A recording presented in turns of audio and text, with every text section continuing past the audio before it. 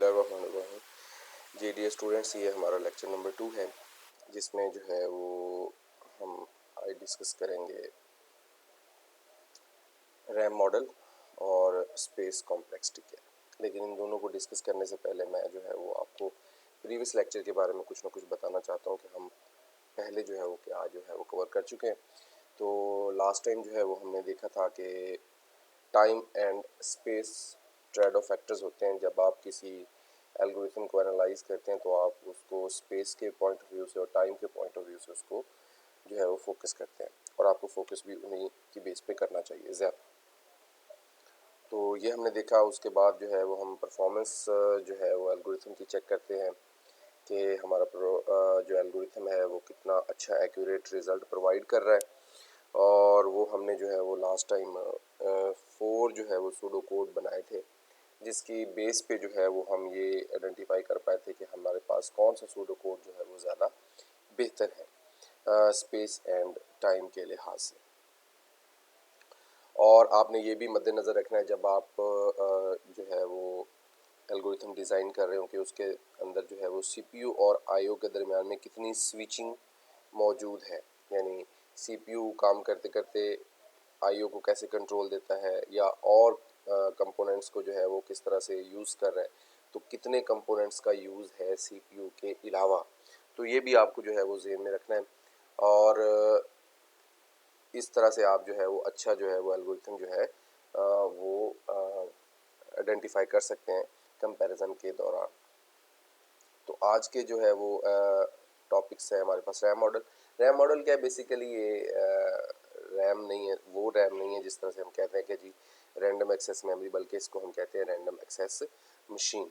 इसमें होता ये है कि हम क्या करते हैं, हमें रैम मॉडल जो है इसमें कुछ इंस्ट्रक्शन सेट है, कुछ इसका तरीक़ेकार है। इसके अंदर क्या होता है, इसको यूज़ करते हुए आप किसी भी एल्गोरिथम का रन टाइम जो है वो मेजर कर सकते हैं कि उसके स्टेप्स जो है वो कितना टाइम लेंगे रन होने के लिए, ये आप मेजर कर सकते हैं। ठीक है।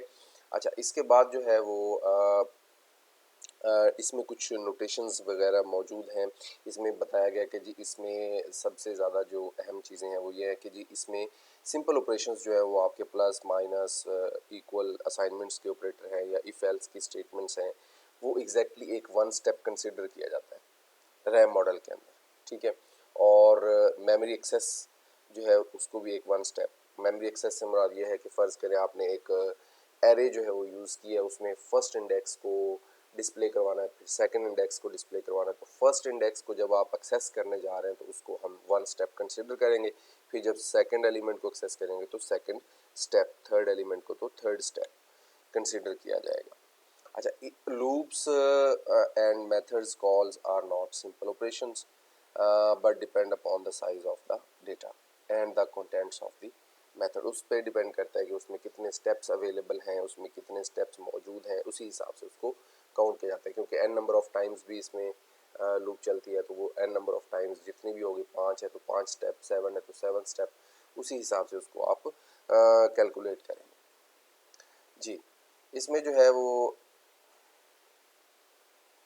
रैंडम एक्सेस मशीन जो है वो इन फॉलोइंग स्टेप्स पे जो है, इन फॉलोइंग चीज़ों पे जो है वो मुश्तमिल होती है कि फिक्स प्रोग्राम या unbounded memory, read only input type, right only output type tape, ये इसके अंदर चीज़ें मौजूद होती हैं।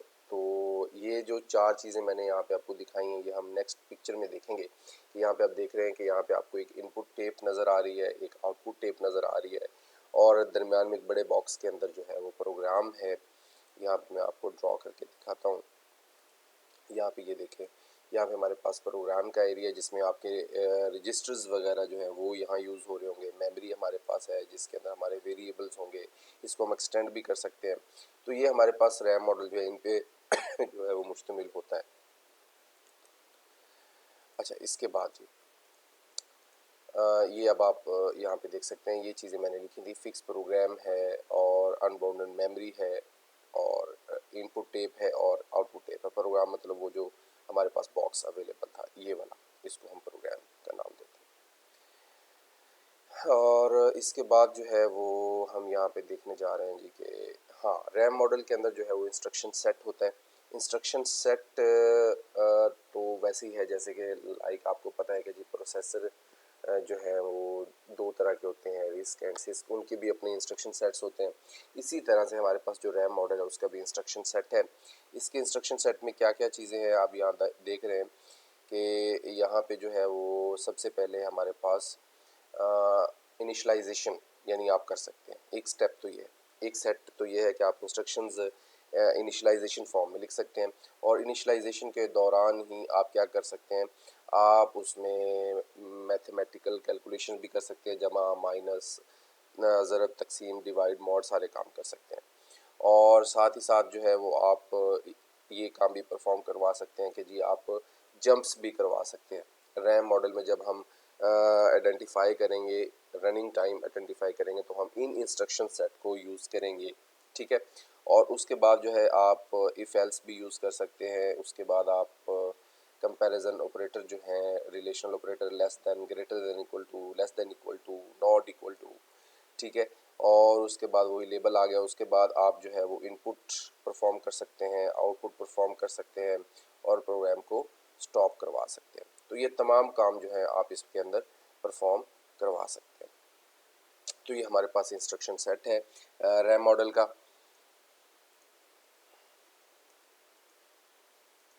जी यहाँ पे जो है वो आप देख रहे हैं। इसके बाद हमारा जो नेक्स्ट टॉपिक है वो है जी स्पेस कॉम्प्लेक्सिटी क्या होती है, और हम वो किस तरह से मेजर कर सकते हैं, और हमें किन चीज़ों को मद्देनज़र रखना चाहिए। तो यहाँ पे amount of memory required by an algorithm to run to completion, यानी एक एल्गोरिथम को कंप्लीट होने के लिए जितनी मेमोरी रिक्वायर्ड है उसको हम कहते हैं स्पेस।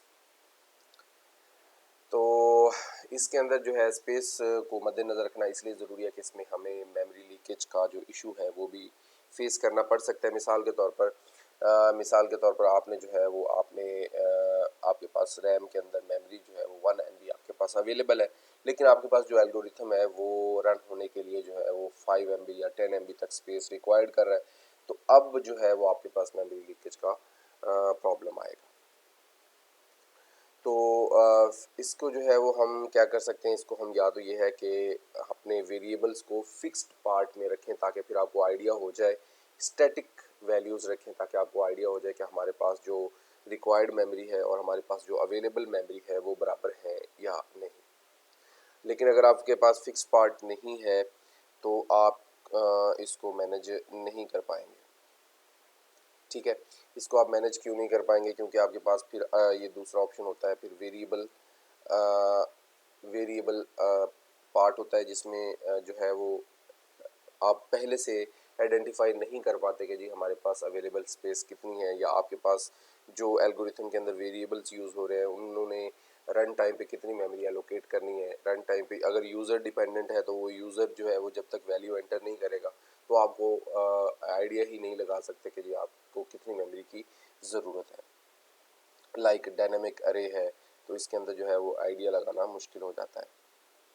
तो फिर स्पेस कॉम्प्लेक्सिटी का हमने एक जो है वो फार्मूला डिज़ाइन किया है, वो ये है कि आपके पास जो है वो SP pseudo code of your problem, आपके पास कांस्टेंट जो है वो यहाँ पे आप देख रहे हैं कि आपको चाहिए जी ये सबसे पहले तो कांस्टेंट कितनी स्पेसिस कितनी जगह पे जो है वो वेरिएबल यूज़ हो रहे हैं, ठीक है। उसके बाद नंबर ऑफ़ स्पेसिस कितनी यूज़ की जा रही हैं ये आपको मद्देनज़र रखना होता है। C मतलब कांस्टेंट वैल्यू कितनी है आपके पास। तो इसके बाद जो है वो हम देखते हैं जी कि इसको एक एग्जांपल के थ्रू एक्सप्लेन करने की कोशिश करते हैं। हमारे पास ये आप एक एग्जांपल देख रहे हैं, इसमें आप ये ज़रा ध्यान देंगे तो यहाँ पे आपको नज़र आएगा कि जी यहाँ पे आपके पास है एक पॉइंटर वेरिएबल जो कि रिसीव कर रहा है किसी भी एरे का एड्रेस, और यहाँ पे नंबर ऑफ़ टाइम जितनी आपने इसकी कैलकुलेशंस करनी है। तो यहाँ पे आप देख रहे हैं कि हमारे पास एक वेरिएबल जिसके अंदर हम सम कैलकुलेट करेंगे, और ये वो लूप है जिसके ज़रिए काम हो रहा है। यहाँ पे एक वेरिएबल मज़ीद यूज़ किया जा रहा है, ठीक है। इसके बाद यहाँ पे आप देख रहे हैं कि साइज़ उसमें बताया जा रहा है, और ये जो है वो आप अगर देख सकें तो यहाँ पे हमें उसका सम कैलकुलेट किया जा रहा है और यहाँ पे हम उसको रिटर्न करवा रहे हैं। अब यहाँ पे अगर हम स्पेस को कैलकुलेट करें तो यहाँ पे हमें 1 फॉर n वेरिएबल चाहिए, 1 फॉर n यानी कि 2 बाइट्स हमें यहाँ पे चाहिए, 2 बाइट्स हमें यहाँ पे चाहिए। और अगर आप इसकी जगह पे आए तो यहाँ पे हमें 4 बाइट्स चाहिए।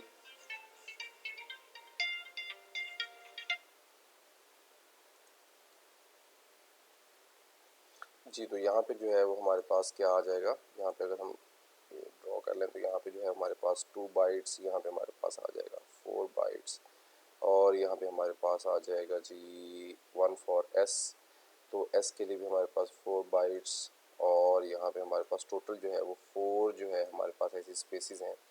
और यहाँ पे हमारे पास जो है वो आई के लिए भी 2 बाइट्स, तो ये हमारे पास टोटल हो जाएंगे 12 बाइट्स हो जाएंगी, और हमारे पास 4 स्पेसिस होंगी जहाँ पे ये जो है वो कांस्टेंट स्पेसिस जो हैं वो कितनी होंगी 4, यहाँ पे जो है वो हम मेमोरी जो है वो एलोकेट हो रही होगी। तो ये तो हमारे उस फार्मूला के अंदर 4 आ जाएगा, और उसके बाद जो है वो यहाँ पे जो है वो डिसाइड करना ज़रा मुश्किल है, जितना नंबर ऑफ़ एलिमेंट्स यहाँ फ़र्ज़ करें कि यहाँ पे यूज़र जो है वो 4 एंटर कर देता है, तो 4 टाइम आपको जो है वो मेमोरी एलोकेट करनी है। यहाँ पे फर्स्ट पॉइंटर की वैल्यू, यहाँ पे सेकंड पॉइंटर की वैल्यू, यहाँ पे थर्ड पॉइंटर, तो 4 मतलब 4 मल्टीप्लाई बाय 4 आपके पास आ जाएगा जी 16 मेमोरी एलोकेट्स होंगी। ठीक है, 16 मेमोरी एलोकेट होंगी, और ये कहाँ पे आएगी वैल्यू 16, कहाँ पे आएगी वैल्यू 16 वैल्यू आएगी जी आपके पास यहाँ पे। ठीक है, 16 यहाँ पे आएगी, 16 आपके पास यहाँ पे आएगी, और 4 आपके पास यहाँ पे आएगी। इस तरह से हम इस फार्मूला के ज़रिए स्पेस कॉम्प्लेक्सिटी को जो है वो कैलकुलेट कर सकते हैं कि नंबर ऑफ़ टाइम्स जो है वो किस तरह से कितना स्पेस जो है वो अवेलेबल होनी चाहिए इसके लिए, और कितनी इसको रिक्वायर्ड है। तो उम्मीद है कि आपको स्पेस कॉम्प्लेक्सिटी और रैम मॉडल के बारे में समझ आई होगी। तो नेक्स्ट वीडियो में जो है वो हम नए टॉपिक के साथ हाजिर होंगे। तब तक अपना ख्याल रखें और दुआ में याद रखें। अल्लाह हाफिज़।